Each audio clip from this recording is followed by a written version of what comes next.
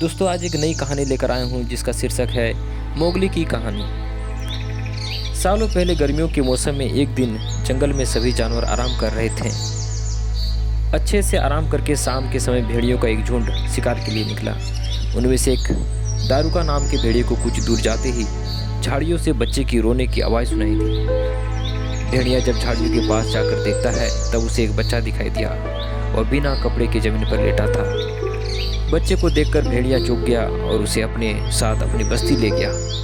इस तरह इंसान का बच्चा भेड़ियों के बीच में आ जाता है। बच्चे को भेड़ियों के बीच देखकर उस जंगल में रहने वाले शेर खान को गुस्सा आ जाता है, क्योंकि वही उस बच्चे को इंसान की बस्ती से उठाकर खाने के लिए लाया था। भेड़िया अपने परिवार की ही तरह इंसान के उस बच्चे को भी पालता है। उसके परिवार में कुछ छोटे भेड़िए और उनकी माँ रक्षा थी। रक्षा ने उस बच्चे को मोगली नाम दिया। मोगली को एक परिवार मिल गया और वह भेड़ियों को अपना भाई बहन समझकर उनके साथ रहने लगा। दारुका ने भी अपनी पत्नी रक्षा को बता दिया था कि इस बच्चे को शेर खान की नज़रों से बचा कर रखना, क्योंकि वह बच्चों को खाना चाहता है। रक्षा इस बात का पूरा ख्याल रखती थी। वो अपने बच्चे को और मोगली को कभी भी अपनी नज़रों से दूर जाने नहीं देती थी। एक तरफ कुछ समय बीतने के बाद जंगल में रहने वाले सभी जानवर मोगली के बहुत अच्छे दोस्ती बन गए और दूसरी तरफ शेर खान दूर से ही मोगली पर नजर गड़ाए रखता था। वह मोगली का शिकार करने के लिए उचित समय का इंतजार में था। भेड़ियों के झुंड का नेतृत्व एक बुद्धिमान भेड़िया कर रहा था। उस दल में बलू नाम का भालू और बगीरा नाम का एक बंदर भी था। सभी एक जगह एकत्रित होकर मोगली को लेकर बातें करने लगे। उनका कहना था कि हमें मोगली को भेड़ियों की तरह ही पालना होगा। इस पर झुंड का सरदार अपने साथ बगीरा और बल्लू को बोलता है कि तुम दोनों मोगली को जंगल के नियम कानून सिखाओगे, साथ ही मोगली की रक्षा भी करोगे। इस तरह मोगली को जंगल में रहते रहते एक साल बीत गया।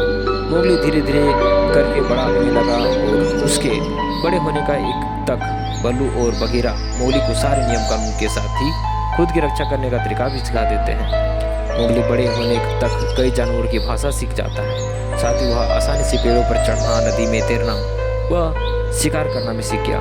बगीरा ने मोगली को इंसानों द्वारा बिछाए फंदे और जाल से दूर रहने और जाल में फंसने के बाद उसे बाहर निकलने के तरीके सिखाए।